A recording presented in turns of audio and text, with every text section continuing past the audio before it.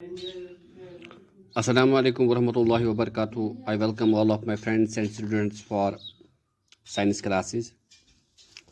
Today's class is for 8th and the chapter we are going to discuss is the chemical effects of electric current. My dear friends, जैसा कि आप जानते हैं आज जो हमें चैप्टर पढ़ना है वो है chemical effects of electric current. ये जो इलेक्ट्रिक करंट होती है इसके केमिकल इफेक्ट्स क्या होते हैं, तो ये आज हमें पढ़ना है।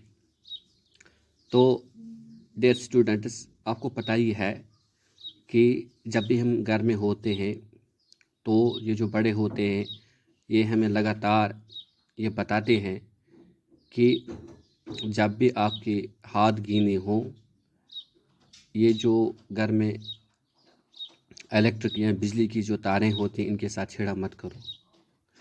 ये क्यों कहा जाता है कि आपको पता है इनमें करंट होती है और अगर हम गीले हाथों से इनको छुएंगे तो हमें करंट लग सकता है। इसी तरह से आपने ये भी देखा होगा कि हमारे इर्द गिर्द बहुत सारी ऐसी चीज़ें होती है जिनसे करंट पास होती है।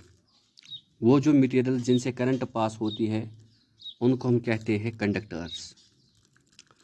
तो कंडक्टर्स वो मटेरियल्स होते हैं जिनमें करंट पास होती है, जैसे कि हमारे घरों में वायर होती है या आयरन होता है, इसमें करंट पास होती है। कॉपर है, एल्युमिनियम है, या इसी तरह आपने देखा होगा हमारे पास सॉल्यूशंस होते हैं तो इनमें भी करंट पास होती है। तो वो चीज़ें जिनमें करंट पास होती है उनको हम कहते हैं कंडक्टर्स। कंडक्टर मीन्स जो इलेक्ट्रिक करंट को कंडक्ट करता है, एक जगह से दूसरी जगह तक ले जा सकता है, उसको हम बोलते हैं कंडक्टर्स। इसी तरह से कुछ चीज़ें ऐसी होती है जिनमें ये जो करंट होती हैं ये पास नहीं होती हैं। तो वो मटेरियल्स जिन मटेरियल से करंट कंडक्ट नहीं होती है या पास नहीं होती है उनको हम कहते हैं नॉन कंडक्टर्स। कि जैसे फॉर एग्ज़ाम्पल हमारे पास वुड है, स्टोन है,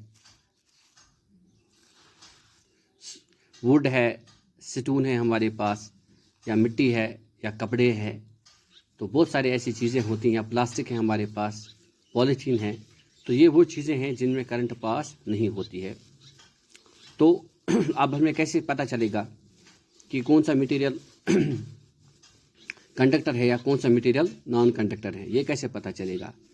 तो इसके लिए हमारे पास टेस्टर होते हैं। तो ये जो टेस्टर होते हैं इनसे हमें पता चलता है कि कौन सा मटेरियल कंडक्टर है, कौन सा मटेरियल नॉन कंडक्टर है। अगर हम कंडक्टर मटेरियल को टेस्टर से टेस्ट करेंगे तो उसमें लाइट आ जाती है। तो इसका मतलब ये है कि ये जो मटेरियल है ये कंडक्टर है, इससे करंट पास होती है। तो अगर कोई मटेरियल अगर किसी मटेरियल को हम इस कंडक्टर से टेस्ट करेंगे और इसमें लाइट नहीं आएगी तो हमें यह पता चलेगा कि ये जो मटेरियल है यह नॉन कंडक्टर है।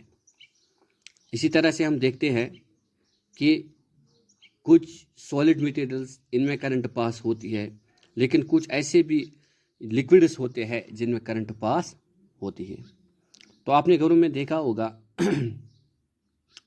जब भी हम पानी में बॉयलर लगाते हैं तो वो गर्म हो जाती है, लेकिन कभी कभार ऐसा भी होता है हमारा हाथ अचानक नल से लग जाता है तो हमें करंट लग जाती है।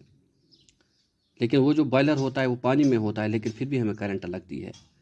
तो इससे हमें ये भी पता चलता है कि ये जो लिक्विड्स कुछ होते हैं इनमें करंट पास होती है। उसके लिए क्या क्या शर्त होनी चाहिए तो वो हम अगले टॉपिक में डिस्कस करेंगे। Thank you my dear friends for watching me.